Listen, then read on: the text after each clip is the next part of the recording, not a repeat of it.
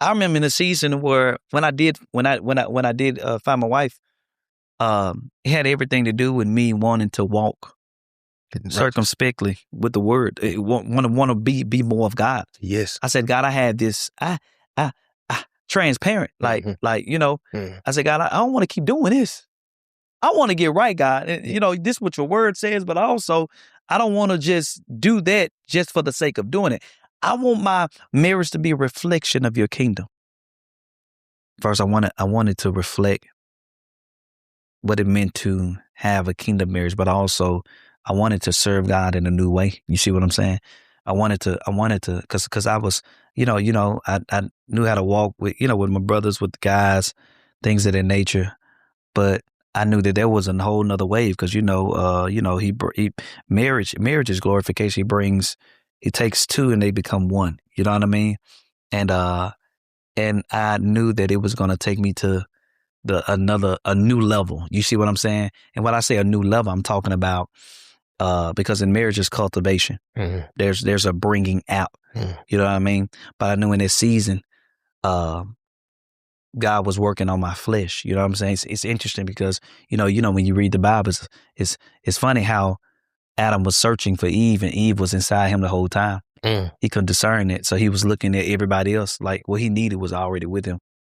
Adam was searching the animals. He was looking for the animals. He was looking to see who he could be one with. And what's interesting is he saw he had company, but not companionship. You know what I'm saying? Mm-hmm. So he was looking at the animals. He saw the monkey. He said, okay, the monkey have a partner. The elephant got a partner. Where's my partner? You know what I'm saying? So he knew he had company, but they have companionship. And there's somebody who's watching right now who may be there. They have company, right? You got somebody that's laying next to you, but they not a spouse. They're just filling a role that they really can't fill. You know what I'm saying? That's why you can be connected, but there's not a deep connection that you're feeling because it's not companionship.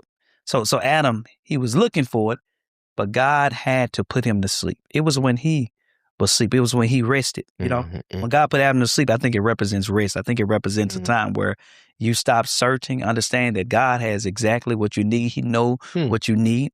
And what's interesting, after he was still, that's what rest represents. Be still and know I am the Lord. After he rested, the Bible said God opened up his flesh, brought out woman, then he closed his flesh. A lot of people can't see their spouse because their flesh still open. I like that. They flesh still open. And in the closing of the flesh is when you see. And what I mean by that is, see, you can be, and this is for people who are married, you can be in a marriage and flesh not closed. Why? Because you can actually be with the right person, but you don't discern them. You don't know who they are. You don't even know their true assignment. You know what I mean? When God open up your eyes and really show you, that's when everything began to make sense. I'm talking about everything, and that's what makes it so beautiful. So when I connected with my wife, it was so that we could reflect what God was doing. But I also saw God. He was man. God had me training. I wasn't interested in pastoring no church or any of those things. 'Cause back to when I was 15, I was standing in proxy preaching, right? I wasn't pastoring, I was preaching, but I was standing in proxy. But it's interesting because God, he was training me the whole time. You know what I'm saying? Responsibility, making me a man, learning how to take care. Be responsible with her, right? Because you got a lot of people right now just trying to lead a lot of people, but they're not leading their home. Come on, the home. You know what I'm saying? Help me out, because I'm engaged. We're getting married May 2nd. Oh, great. Appreciate it. You said 7 years. Kids? Yeah, we have 3. 3. Help me out with what you had to close up on your flesh. So honestly, when it came to my flesh, I at the time, man, honestly, I had asked God to deal with me in the realm of, because I was a womanizer, man, for real. Come on. I was a womanizer. I did. When I was Thank you. when I was back in school, like had a girlfriend here, had a girlfriend there. Now I wasn't. Now now number wise, I had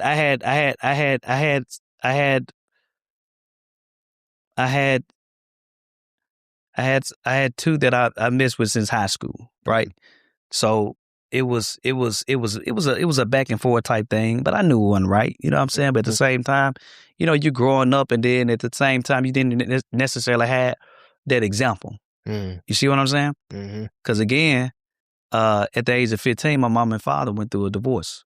Mm-hmm. You know, and some of the guys that I had at the time, you know, they good guys. Me just being men, young. Yeah. But it wasn't necessarily structured. So I lived out what I saw. Mm-hmm. But still growing up, you know what I'm saying?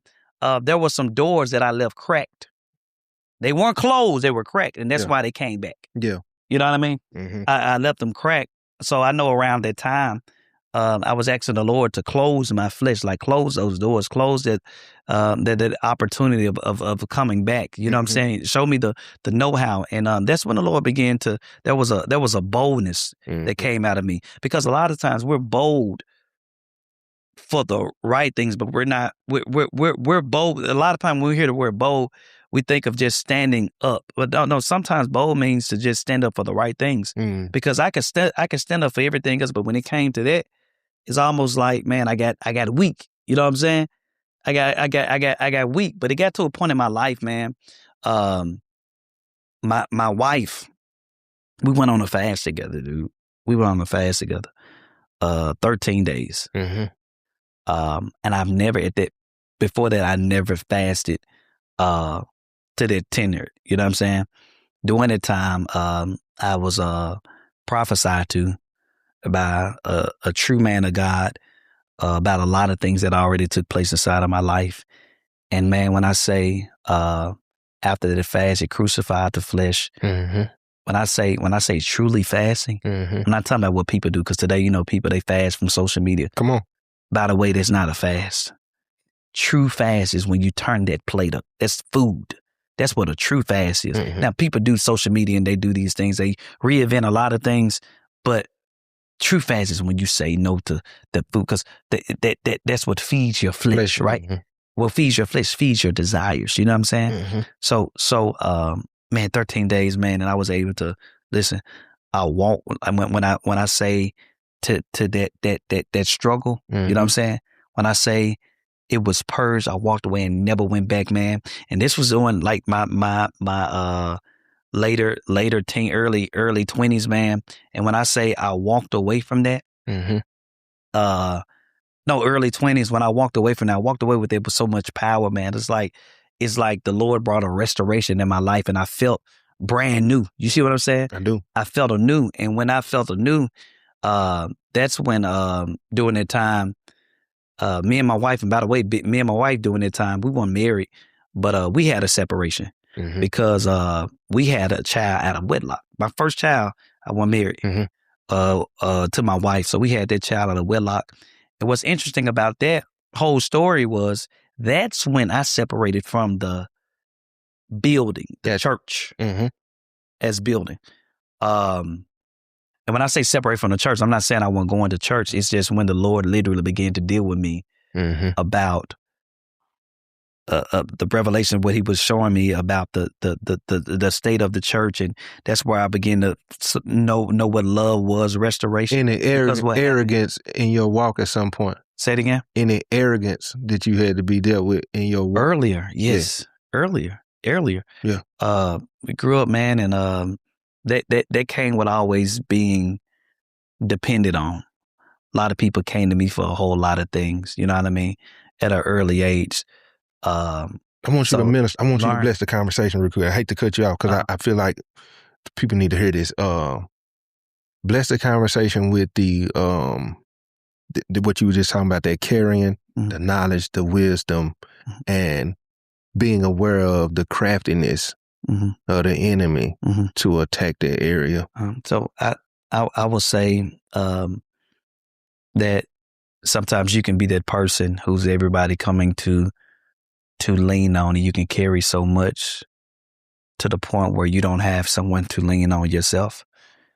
And if you allow people will turn you into a demigod, an idol. Mm-hmm. If you allow it. And what that does is it brings a lot of problems, struggles, and pressure into your own life. And I believe that's why it is so important to have accountability. Yes. You know how the man said in the Bible, in the text, the centurion, he said, I'm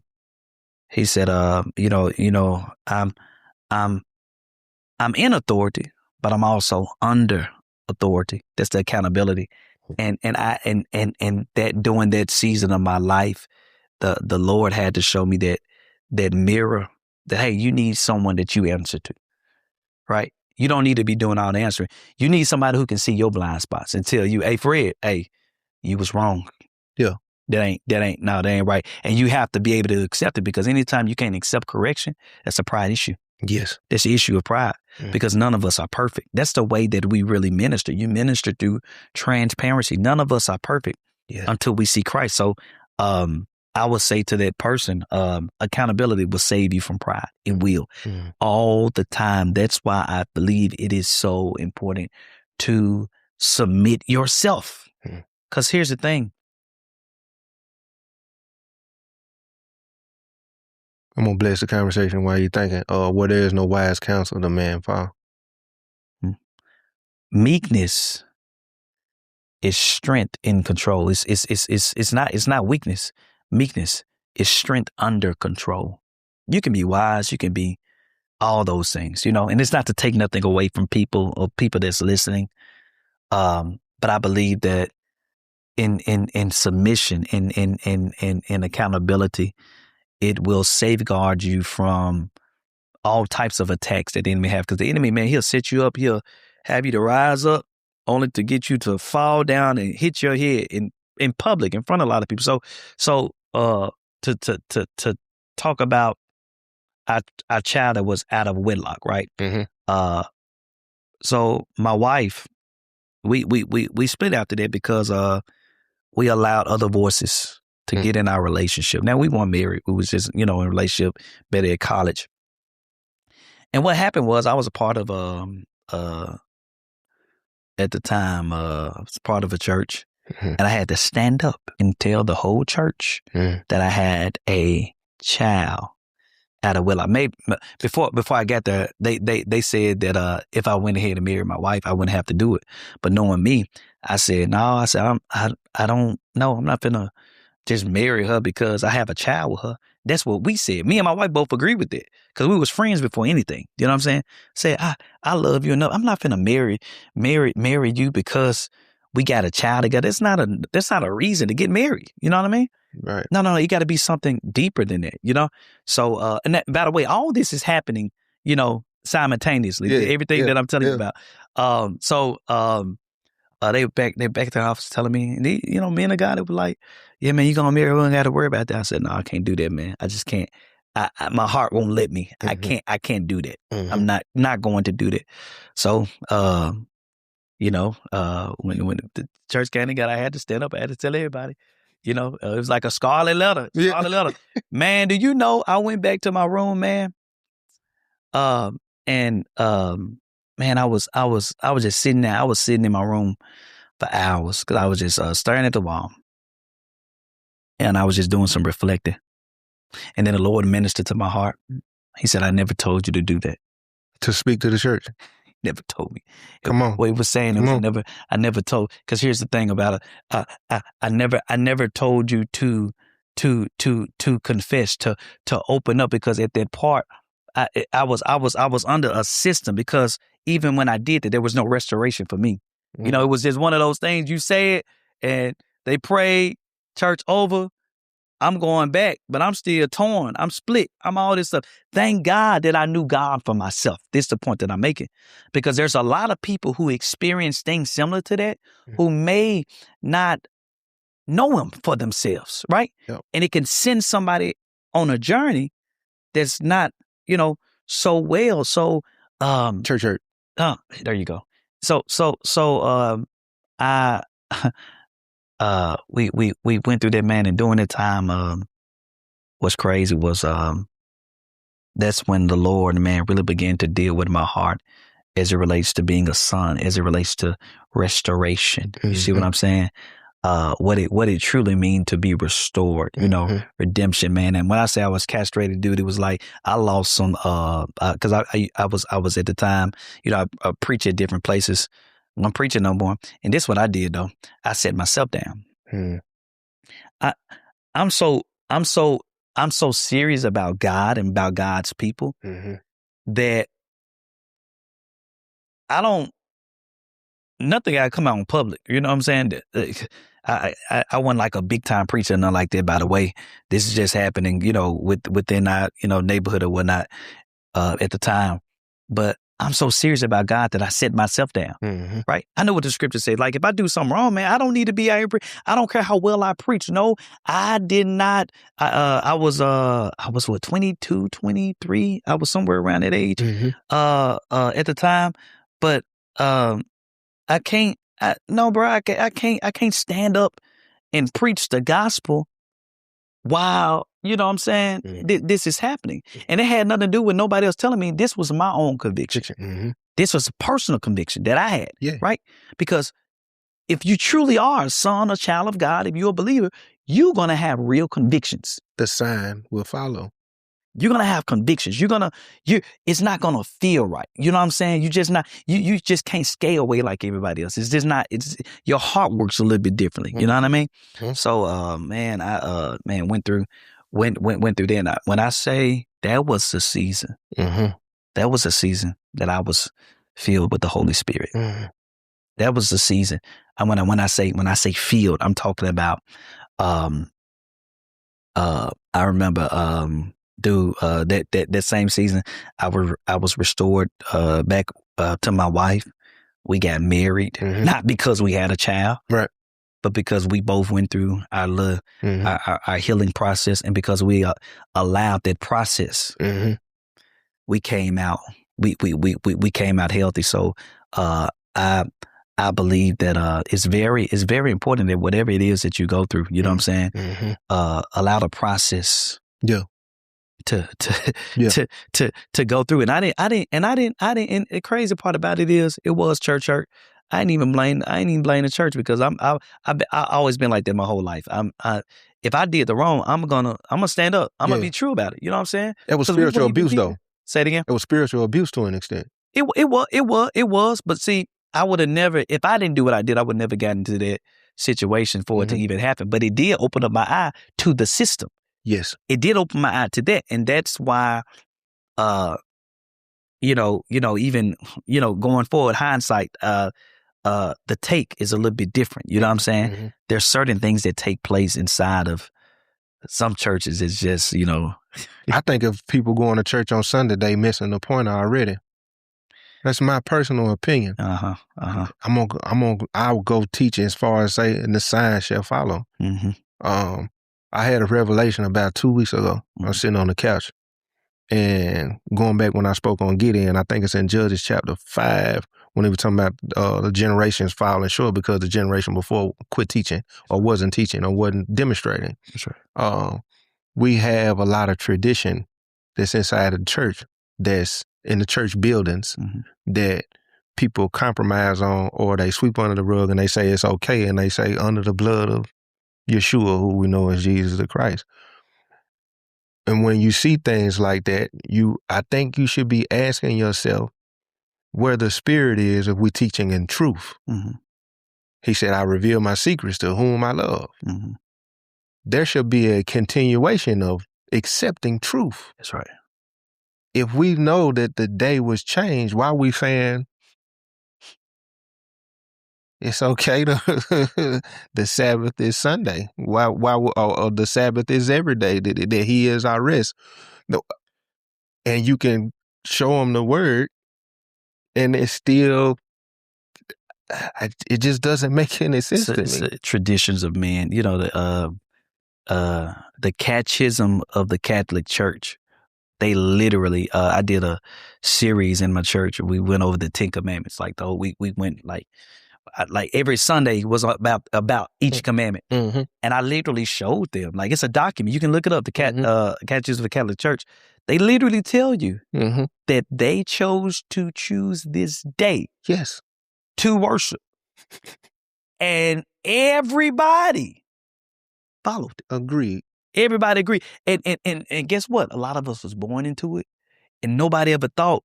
I ain't gonna say nobody, because there are people who are aware of this, but there's people who still to this day, they wake up, hey, Sunday morning, I'm giving God praise. This is the Lord's day. Come on with it. It's not the Lord's day. Come on.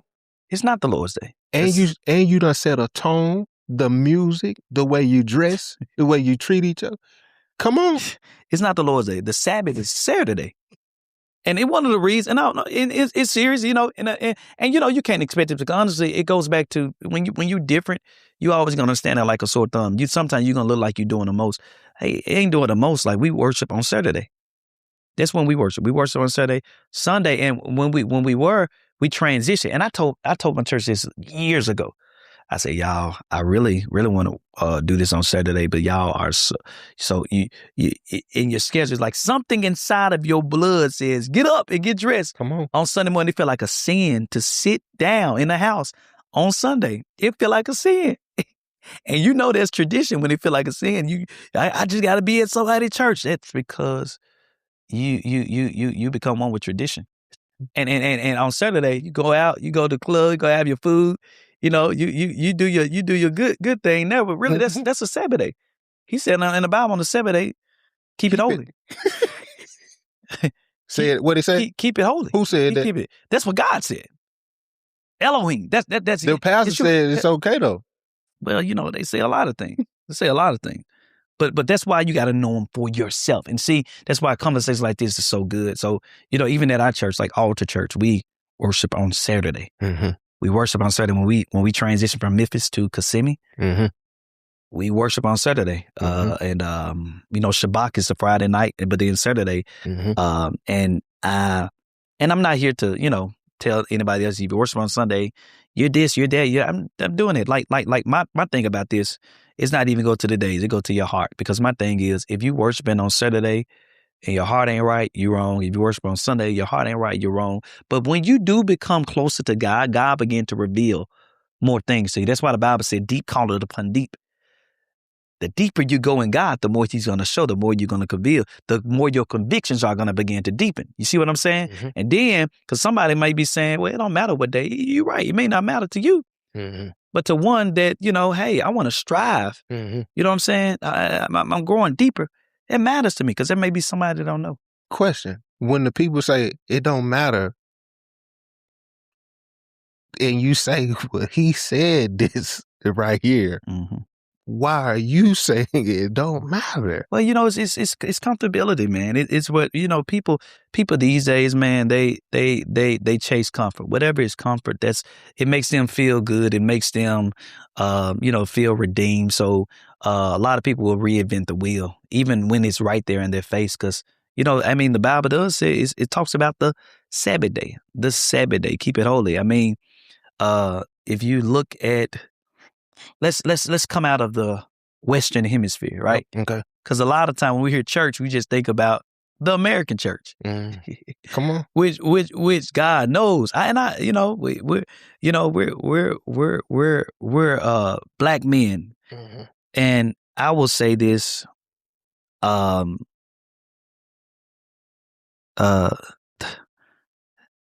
origin of the world. It didn't start over here. It started, on a continent. You know what I'm saying? Called Africa. You know what I'm saying? And not just there, but a lot of, when you talk about Israel, when you talk about a lot of these older places in the Bible, it wasn't here in North America. You know what I'm saying? So the law first mentioned says go back to when things was first mentioned. Like if you really want to know the origin of things, you have to go back. You cannot you will not understand the future if you don't know the past. You won't. You see what I'm saying?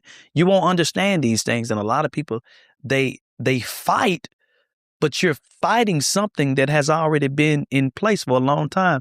This is why they see results at certain parts of the world. You know, like you think worship is one thing. Have you ever saw worship take place somewhere else? You know what I'm saying? That's why they have a reverence of God. It's on a whole different level. It's on a whole different level. We over here in America, we have merchandise Christianity. Oh Lord. It's a brand now. Everybody's building a brand. People right now, they post about God because they know that, hey, I might get more likes on the algorithm if I talk about it, but he ain't in your heart, but he all in your mouth. We're flipping tables now. Yeah, we flipping tables. We flipping tables. We flipping tables, and it's marketable. Yeah. Me and bro was just talking about that. People putting the scriptures on clothes. It's marketable. It's marketable, and it's easy to market because it makes you feel like one, even if you ain't living a life. You know.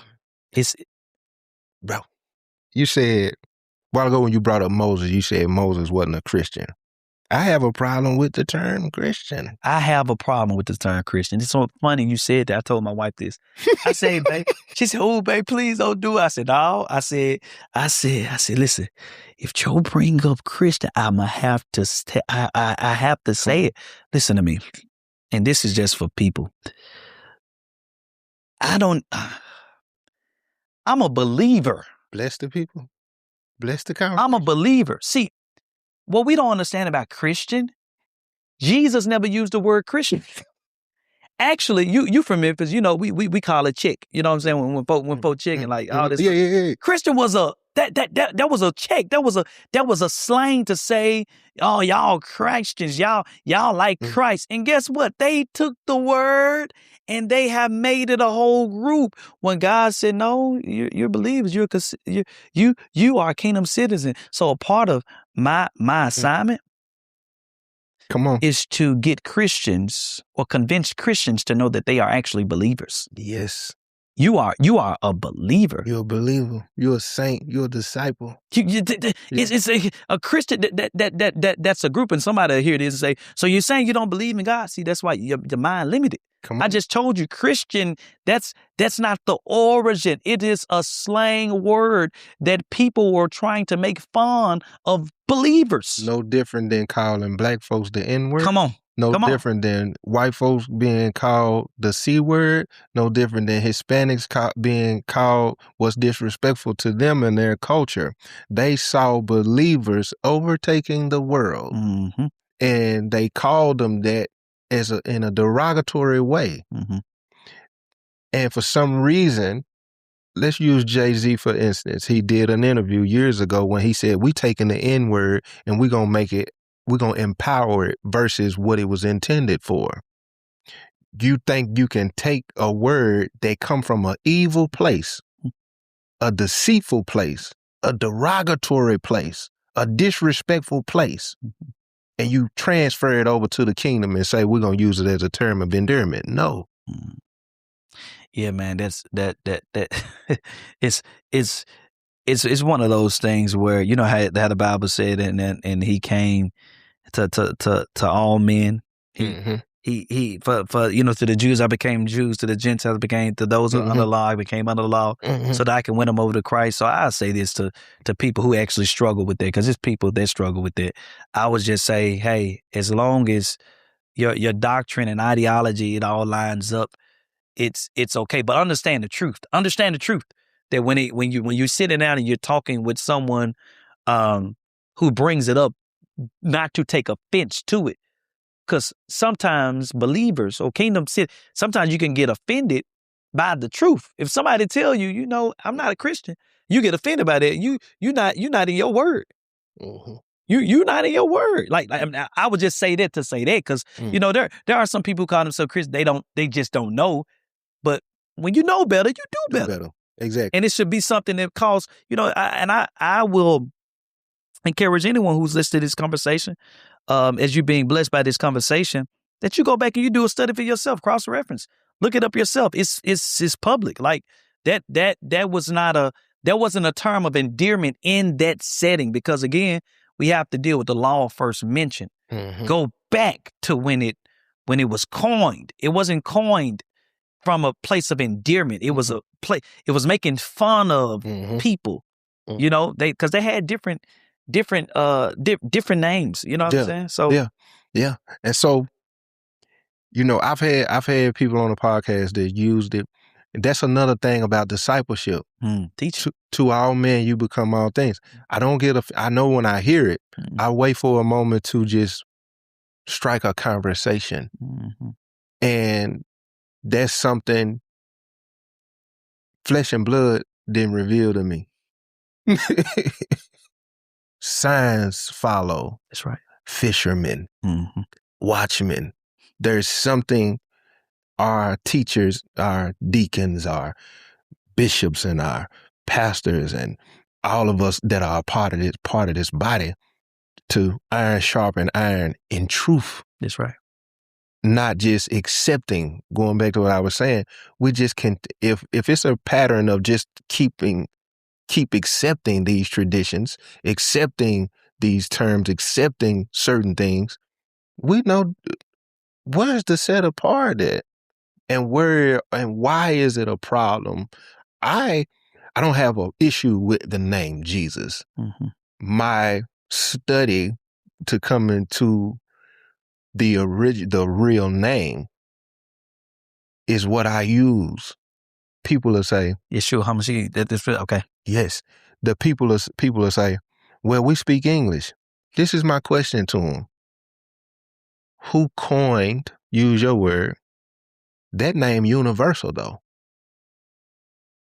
If you're saying it was just translated to English, every language used Jesus. Who coined it? And it was so embraced. But if you say the real name, they look at it like you done said, you done prayed. I don't know if we need to say amen after this. Who made me just say what? Study to show yourself approved unto God, a workman I need to be ashamed, rightly dividing the word of truth. And I think that, that's the thing. We don't have enough students. We don't have enough students, and the churches aren't producing students. We're producing dependents. And that's why when people leave, there's a lot of and I don't mean harm when I say this, but when I say weak Christians, weak belief, I'm talking about people who are so dependent on the word that you can't make it through Monday through Saturday when your Bible collecting dust. You know what I'm saying? Because nobody taught you how to extrapolate the text or get into it yourself to actually know how to know, beyond knowing the word, knowing the author. Well, really, I don't even want to say knowing the word. I just say knowing the pages. The word is God. You know what I mean? Yeah. But it's crazy because, and here's the thing: if you don't know the word, you're doing yourself, misjustice, because when you brought up how Satan was tempting Jesus. This is why knowing the word, not just knowing the word, but knowing the word in context is so important. It's because look at when Jesus was being tempted. The word, which is Jesus Christ, I would say the living word, used the written word to fight the enemy of the word. Come on. The living word, Jesus Christ, Yeshua HaMashiach, the living word, used the written word to fight the enemy of the word. He didn't fight him with tears. He didn't fight him with a shout. He didn't fight him with a praise. He didn't fight him with none of those things. He fought him with the written word in context. Why is it in context important? Because the devil used the word against Jesus out of context. Come on, man. He used it out of context. He used it out of context. Jesus had to come back in context. Yes. To bring it to mind. That's when he shut up. He couldn't do nothing with it. So that's why I tell people all the time, Okay, well, I know the word. I know the no. Knowing the word, it is so important. Context is important. Why? I see a lot of lot of men and women, a lot of different people. They say a whole lot of things, but as you grow closer to God, God will reveal things to you. But I think that that's why you need to be accountable. That's why you need to be a student. But one of the names they called Jesus all the time was Rabbi. Yep. Rabbi. Because he was always teaching. Teaching. Preaching is proclaiming the gospel. Teaching is explaining the gospel. And a lot of people got a lot of questions because we don't got enough teachers. We ain't got enough teachers. And when when your questions ain't answered, you're going to just go with what you think you know. Yep. Because you could go to church every Sunday and what we get? Preaching. No understanding. No explanation. No understanding. And most of it be series about self-development. And we're aiding the people with this idolatry of self. God gonna bring you out. God gonna deliver you. God's going to do this. It's never about servicing the world, servicing the people. It's never a kingdom. Everything that God did for everybody. You name them. Moses, go tell Pharaoh to let my people go so they can come to the mountain to worship me.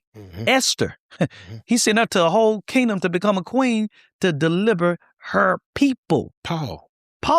It was for and that's why I tell people all the time, if your walk with Christ, and this is even for people who are rising content creators and doing these, if you're doing all this for the sake of just content and there's no burden for people, no burden for service, no burden to go and make disciples, you got to really ask yourself the question, what am I doing? You may be trying to merchandise the gospel. Who are you serving?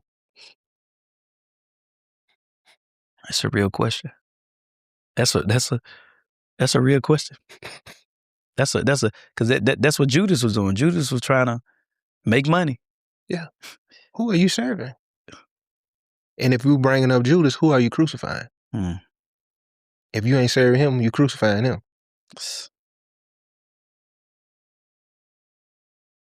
We got a lot of what we see today is a lot of opportunists.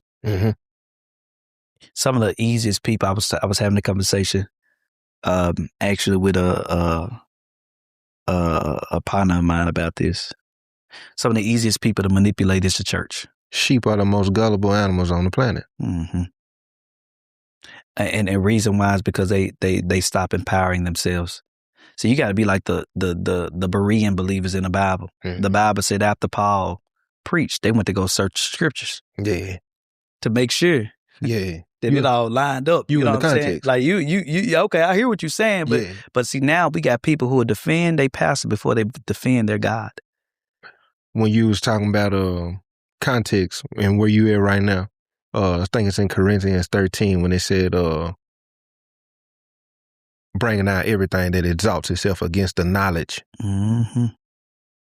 We on war against flesh and blood. He said the weapons of warfare are not carnal, but are mighty in God for pulling down strongholds. You're fighting a spiritual battle with no context. And you thinking you giving the Most High the glory based on traditions of things you saw and what you perceive it looked like. Deceived the whole time, though. Never actually seen the power demonstrated. It looked like what Granny told you it looked like. Yeah. It looked like the moment where he just showed up. And then when you look at other people, you wondering why you see them moving further in the kingdom. You're out of context. Out of context. How can science follow you out of context, out of compromise, sin, lack of holiness, and sitting up under somebody who will preach the blind lead the blind and fall into a ditch and you are hoop and holler with them and don't even see you need to look up. You in the hole. I love how you I tend to have a lack of, it's hard for me to give the benefit of the doubt at times. When we was discussing the word Christian, when you was talking about being able to come down, at times I just be like, I want to beat it into you. Do you not see what's going on here? I appreciate that. You gave me that and plenty of other things in it, but that I wanted to point out because that's something I have to be better at. Then when you just brought up your homeboy, the conversation y'all were having, I've been guilty of that. When the Most High allowed me to start reaching people will call it taking off. 2020 around COVID. I was already doing ministry before that, but at that point, the breakthrough of some kind of another level of access happened. I'm making money. Yeah. But I started seeing legal money the way I used to see illegal money. It was fast. It was like, now wait a minute now. Hold on. I can articulate the word. I have to be very conscious of the spirit been quit talking while you still going.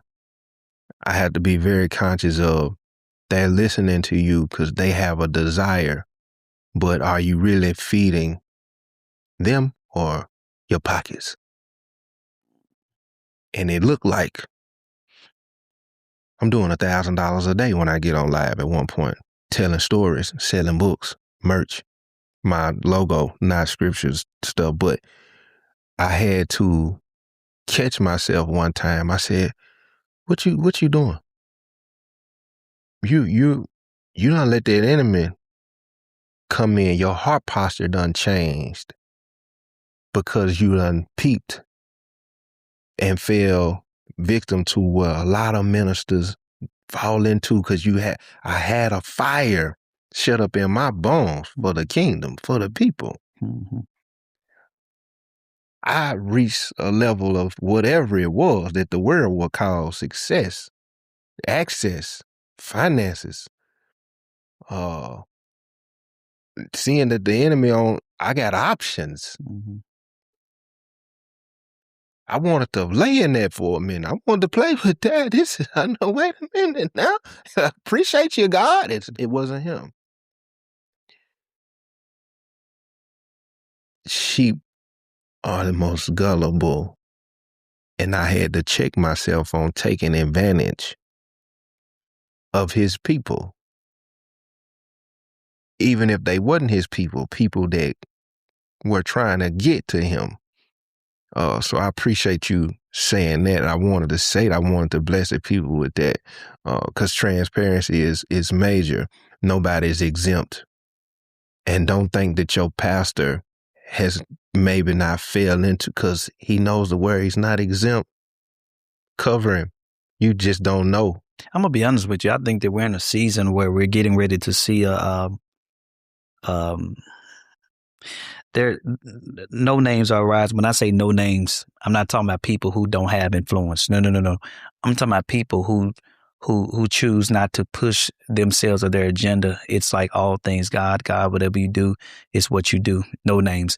I believe that there's about to be a transition of places, people that you have seen prominent and names who've been out. I believe that grace has ran its course because when grace runs out, that's when God sends a prophet. That's when the judgment comes. That's when it's like, okay, it's not coming. It's here now. You know what I mean? And I think that you're about to begin to see a lot of exposures because the Bible literally says that judgment happens. It first happens in the house of God. That's where it got to first happen. And I think that it's ran its course because, I mean, when you look at the world, what's happening, man, with all these wars, rumors of wars, Matthew 24 talks about end times. Like we're at the beginning of all these things, but you can't think that God's going to sit on his throne and allow the sheep to continue to be fleeced. Right. He's not going to allow that. So now you're about to see a lot of vacant seats, but also a lot of rises of people who were rejected. They're going to begin to usher back in because, man, the guards are really changing. They're changing, man. Like God is doing a lot of things very fast. And I think that this year, even for you, I think this is what the year is about. 2026 is, I know 2025 was like, they were saying it was a year of the door, right? But people, this is what you got to understand about a door, Revelation. Just because God shows you a door, that doesn't mean access. Doors don't mean access. You can see a door, that don't mean you're in the room.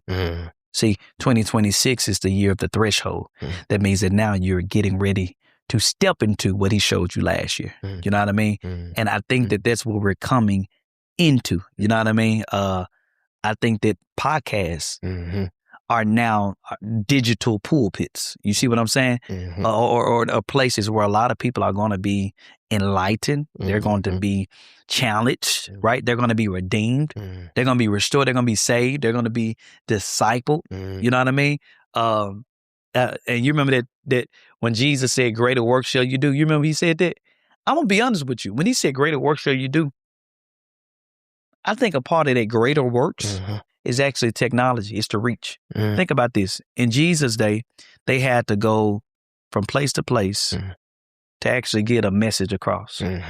Now, with the press of a button, you can access millions of people with a message. Teaching greater things. I got y'all 12.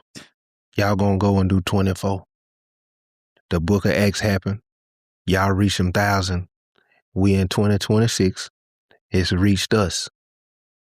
You have the podcast. You have your reach. You're going to do greater things. Discipleship. So this can continue. That's what it's about. To do what it's intended to do. I'm probably getting ready to wrap it up, but I do want to speak to men in ministry. What's on your heart for men? The charge to men for ministry. I think is the charge will be Adam, come forth. It's the same thing God said in the garden. Adam, come. The word Adam means man. Adam, come forth. The problem in the garden was not the presence of the man. It was the activity of the man, because you can have presence, but if you're passive, you're still no good, because the Bible said that when Eve ate the fruit, Adam was right there with her. He was there, but he was passive. Passivity is a doorway to sin. You got some men that's there, but they're allowing so much to take place. You see, when you say men in ministry, and I know we in the same, we on the same tone. See, you ain't talking about pulpit. You just talking about just ministry. Where the men? It's just in the homes, the schools, like relationships, everywhere. I would say come forth, and it's not about, oh, I gotta know the scriptures here and there, and I don't feel comfortable. No. God will do more with your little than you can do with your lot. Come on. The only thing He wants from you is your yes, is your surrender. Say, God, I may can't quote him like Joe, right? I don't. He just wants your yes. He just wants your surrender. When you give him your surrender, he can do great things. And I think that that's what that he wants to do. You know, even now when it comes to when it comes to men, there's been a loss of identity, and when men are passive, women become dominant.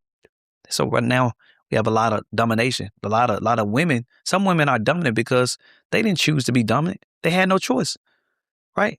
They had to. It was now like, if you don't do it, who gonna do it? Look at Deborah. Look at the Bible. Deborah led a whole. You know what I'm saying? But the point that I'm making is, I believe it's time for men not to just talk about it, but be about it. You know what I'm saying? Walk up, show up. You know what I'm saying? And it's not about perfection. It's about authenticity. Show up with your scars, with your bruises. God would change those scars into tattoos. And I feel that for men. I feel there's a rise. The world needs you. Children need you. The women need men. You know, in all types of ways. And I'm not talking about in a dramatic, domination type of way. I'm talking about one who leads. You know what I'm saying? Mm-hmm. Because people don't realize this. And we said this. I've said this in the car. Theologian says that Jesus taught on a 3rd to 5th grade level. Mm-hmm. When it comes to parables, he taught parables, mm-hmm. and the common people heard him gladly. I don't even think that when you say leading your family spiritually, I don't think that means to know all what the Bible has to say. Come on. I think it's small things like, hey, let's pray. You initiate that. Mm-hmm. That woman can be the one that pray, but you initiate it. You see what I'm saying? Mm-hmm. Like, hey, let's get up. Hey, let's worship. Let's hold hands. Let's sit at the table. Mm-hmm. Let's talk. Initiate leading, because leading isn't necessarily doing. It's the foundation. It's the foundation. That's why you gotta be a foundation. You know what I'm saying? You have to be the blueprint. The Bible says it like this: train up a child in the way they should go. When they get older, they won't depart from it. And when I think about training up a child, mm-hmm. or that word train, I think of a train, like a choo-choo train. Mm. A train can't move without tracks. Mm. And some of us want a generation behind us to move when we haven't given them tracks to flow. Mm. We have to put tracks down so that trains can move. Trains, mm-hmm. that's tracks, that's the foundation. That's why men have to stand up. Mm. You know what I'm saying? We got a lot of, young men rising up right now that's struggling with identity issues. Why? Because it wasn't tracks laid down. It wasn't tracks. Well, it was no tracks. We just tell somebody, wait, you got to do this, put that down. You acting like this. Wait a minute, hold on. Before you come down, go back. Look at the history. There was no tracks. And a woman can't teach a man how to be a man. Right. Can never. Mm-hmm. So I think that's important in family. Worldwide leadership. I just think, men just need to understand we got to realize this. Our help come from God. And just become surrender. Give our yes. Mm-hmm. Give our yes to God. God is head of Christ. Christ head of man. Mm-hmm. Man head of woman. You know what I mean? Mm-hmm. And man, when I was looking at this scripture, man, head of actually means to be responsible. Mm-hmm. Right? It means like a responsible Christ submits to a responsible God. A man submits to a responsible Christ. A woman submits to a responsible man. And a lot of people are upset because now you want a woman to submit to something that's not responsible. You have to be submitted in order to receive submission. Mm-hmm. You got a lot of unsubmitted men that demand submission, mm-hmm. but you're not submitted to Christ. You have no tracks. So now I just have to just do this, and then we call them, oh well, you're just a woman. You're just wild. You're just rebellious. No, it's as a man, I think that you have to be submitted. It's both ways, and I believe that if our generation begins to see that, we'll see more even healthy families. Mm-hmm. We'll see healthy women. We will see it. See, on my platform, a lot of time what I do, I talk to men. I always talk to men because I know that's the foundation. If men get it right, the women gonna flow. Yes, they gonna flow. It's not even a choice about it. It's just the fact that you want somebody to submit, right? And I'm sure you broke this down before. Submission, 2 words, submission. Sub means under. Mission is like a goal, a vision. Mm-hmm. What am I submitting under? What's your vision? A lot of men don't have a vision. Mm-hmm. You know what I'm saying? Running into marriage, you don't got no vision. You don't even know where you finna take, where y'all gonna be in the next 5-10 years. No, you ain't even thought about that. The only thing you thinking about is, oh, I love you. Mm-hmm. Love don't keep a marriage. Bible said, in all you're getting, get an understanding. There's people I know that got a divorce that still love each other. Love don't save marriages. Right. What save marriages is understanding. Mm. Understanding, Mm-hmm. So I think that's just a part of what, we have submitting to Christ. Like, man, men need to submit. We need to submit to Christ. That is so important. I want to bless this conversation real quick. The scriptures say, draw near to me, I'll draw near to you. Mm-hmm. When you just said you might not be able to quote the scriptures like other people, it was a process. There is no beginning without a start. At some point, when you submit yourself, when you come to a surrender, when you come to a yes, that's a drawing near. When we look at the prodigal son, because as I'm listening to you minister to men, I know restoration has to take place on both ends. The woman has to regain trust back in the man. The man has to establish responsibility, and when they clash. So when you look at the prodigal son took his inheritance and went out into the world. A lot of people in that scripture, when they teach it, when he came into his senses, they teach it at times like that's the powerful moment. He came to understand. I think the powerful point, which all of it is when he decided to go back home. Mm-hmm. When they talk about the father seeing him come, draw near to me, draw near to you. Mm-hmm. Understand when you start applying yourself to gain that understanding, that wisdom, that knowledge, that guidance, that accountability. You have a circle of influence, a healthy, spiritual, biblical base, principles, morals, and values. Don't be afraid of that. I didn't like when I came into Christ and thinking, I only want to be around people who come to Christ who look like where I come from. Draw near to him as he draw near to you, and learn to embrace the process. It's bittersweet. Mm-hmm. With that being said about men stepping into the role of understanding responsibility, the woman coming to a place of opening up to, because there's a lack of trust. Mm-hmm. Let's minister to the pain and the level of deception that has destroyed that amongst the union, because that's the goal of the enemy, to keep you. Mm-hmm. What would you? I would say this, I